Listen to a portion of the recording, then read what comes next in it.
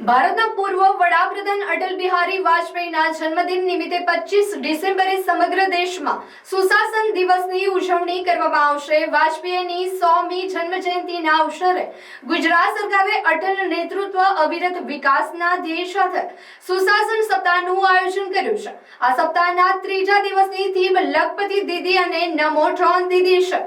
ચાલો જોઈએ કેવી રીતે આ યોજના ગ્રામીણ મહિલાઓના જીવનમાં પરિવર્તન લાવી રહી છે।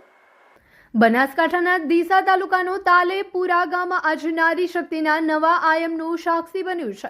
નમો ડ્રોન દીદી યોજના હેઠળ શ્રી આશાબેન ચૌધરીએ આધુનિક ટેકનોલોજી અપનાવી ખેતીમાં પ્રગતિશીલ કદમ માંડ્યું છે।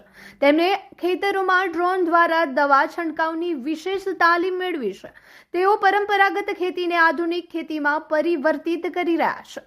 અમે અમારું સખી મંડળ બનાવ્યું આશાપુરી। સખી મંડળ બનાવ્યા પછી અમે સરકારશ્રીની અલગ અલગ બહેનો માટેની યોજનાની તાલીમ લેવા જતા તો અમે કેવીમાં તાલીમ લેવા ગયા હતા ત્યાં ડૉક્ટર પવાર સાહેબે અમને માહિતી આપી કે નમો ડ્રોન દીદી યોજના આવી રહી છે। તો પાયલોટ પ્રોજેક્ટમાં જ એમને મારું નામ લખાવ્યું અને પછી એમને ઇન્ટરવ્યૂ માટે બોલાયા। ઇન્ટરવ્યૂ આપ્યા પછી મારું સિલેક્શન થયું। સિલેક્શન થયા પછી અમે 15 દિવસની પૂના ટ્રેનિંગ માટે ગયા।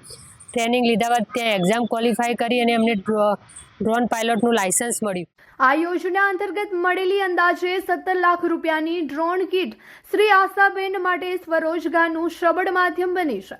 આધુનિક સાધન દ્વારા તેઓ માત્ર આત્મનિર્ભર જ નથી બન્યા પરંતુ પરિવારની આર્થિક ઉન્નતિમાં પણ પાયાનું યોગદાન આપી રહ્યા છે। એકાદ મહિના પછી અમને ડ્રોન, ઇલેક્ટ્રિક ગાડી અને જનરેટર એમ અંદાજિત 17 લાખની કીટ અમને ઘરે ડિલિવર કરવામાં આવી।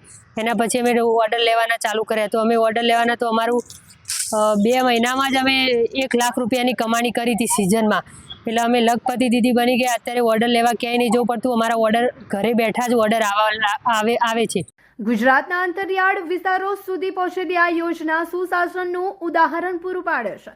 શ્રી આશાબેન જેવી લાખો મહિલાઓ આજે ટેકનોલોજીના સહારે લખપતિ દીદી બનવા તરફ મક્કમ ડગ માંડી રહી છે।